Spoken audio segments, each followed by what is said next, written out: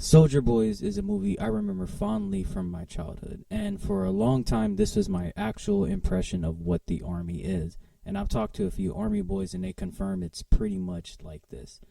Anyone who knows anything about the Army, feel free to point out anything wrong with the movie, but I honestly doubt there will be anything wrong with it. It's practically a goddamn documentary. This is so good. Just check out this review. It's as bad as the synopsis sounds. I'm not even sure I recommend renting it. It's just so bad. If you see it on TV and you got nothing else going for a couple of hours like I did, you may want to give it a shot. Otherwise, I'd say this is too silly for even the most seasoned bad movie veteran. So if you're still interested, let me take you through this movie. I haven't seen it since I was a kid, and I also recently watched it with a friend, so I'm going to splice in some live reactions here and there. So the movie starts with some dude looking at pretty much nothing, and random brown dudes doing bad shit in the jungle, so we can only guess who they are. So they shoot down some plane, who cares? The literal guy who plays Shang Tsung captures some chick. Now, you don't need to be a genius to figure out her dad probably has some money. You gotta have an iPad. You gotta have an iPad. Oh my. General McArmy guy with the beret, eye patch, blazer, and black Hanes t-shirt approaches our main character, Major Tolliver, and has this incredibly private conversation right in the middle of the prison cafeteria where literally everyone is listening in. Surprise, he wants his daughter back, and this one man who's in prison is the only one that can apparently do it. Not the FBI, CIA, Special Forces, Navy SEALs. No, those are pussies. Send in this one former major from prison. Here's some Mexican prisoner kills a black prisoner, and this scene is supposed to build up tension later on in the film, but it doesn't pay off. Skipping over some boring backstories, Mr. Tolliver says, yeah, and despite having a man who just said he decides to build a team of prisoners. Not just any prisoners. The absolute worst picks imaginable if you're trying to form a team.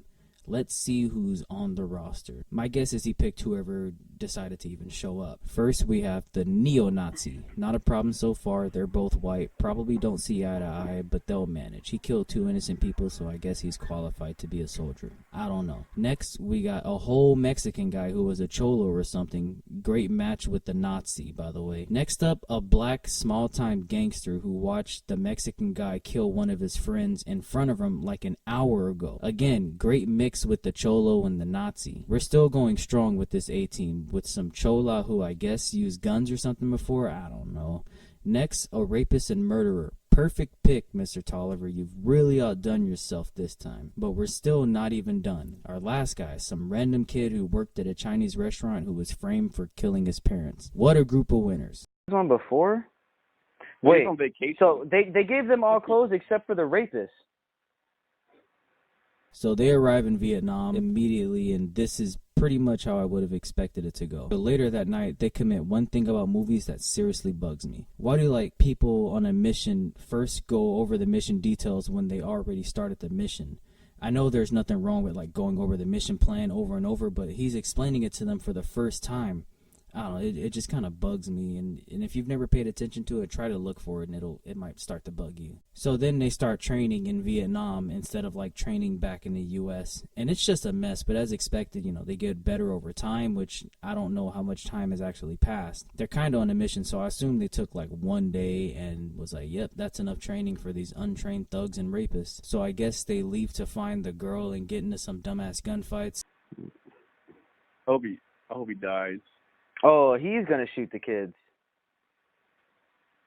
They're shooting up. So he falls down by stepping on the bridge, but gunshots doesn't tear it up. Nah, he's good. He's good. And a bazooka doesn't blow it up. That's a tough-ass bridge. What the fuck? But none of that's important. What is important is that a few of them get captured. So the rest of the gang circles back and rescues their sorry asses. And the whole fight's a mess. I'm not a film buff or anything, but there's no shots here that establish how close any of them are to one another. So it's a little disorienting. There's just guys shooting to the left and guys shooting to the right. So whatever. After the heroic rescue, they celebrate by going to a goddamn brothel. Now let me say it again. They brought a rapist and murderer to a brothel, and spoiler alert, he tries to rape someone there. After he already tried to rape the chick in the group, by the way. Why would you let the rapist have access to women? I mean, he did say he paid her. That doesn't, Yes, he's an animal. He's a rapist. Tolliver's a bad person for recruiting him. This whole team sucks. Why would you recruit a rapist and what a... are you talking about? They're a bunch of damn good soldiers. Well, I mean, you're not wrong. I don't know what happened. That's a good enough excuse for me, soldier. The mission that was so important, they said, no, screw training, that'll take too long. Get straight to Vietnam now. They've got enough time in the plan to get drunk at a brothel. And oh yeah, the Nazi, he takes off alone and he gets captured. So the bad guys who probably got a tip from the locals saying, yo, there's a bunch of Americans in army fatigues with guns at my brothel. They show up with the Nazi. And a big gunfight ensues simply because Tolliver is a terrible decision maker. Although this whole movie is corny, this scene is probably the best scene in a movie despite how stupid it is.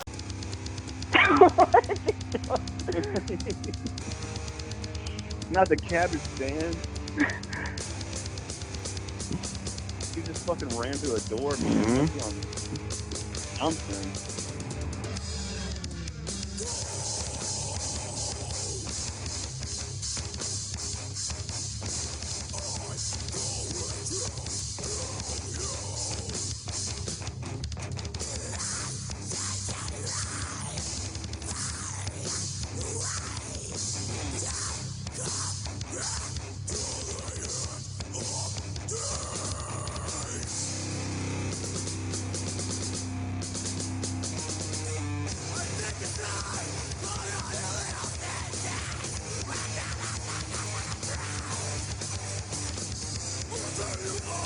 Oh, and the fucking Cholo guy does this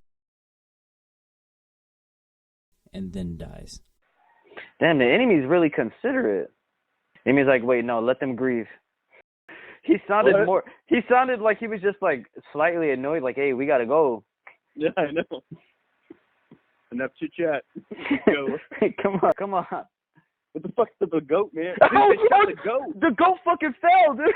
What the fuck? There he is. He's good. Fucking. Oh shit, they got kids. Why'd you pick up the kids? They're shooting at you. Shang Tsung comes back in a fucking helicopter, and then the rapist dies after, I guess, redeeming himself by saving the girl. But he did try to rape her like 2 days ago, so I don't know. They escape and a Nazi has like a mental breakdown or something. The kid steps on a mine, they defuse it, the Nazi sacrifices himself, big whoop. But the funniest part about this is that the group is just standing there and they watch him. They watch the whole thing and they don't even help. Yup.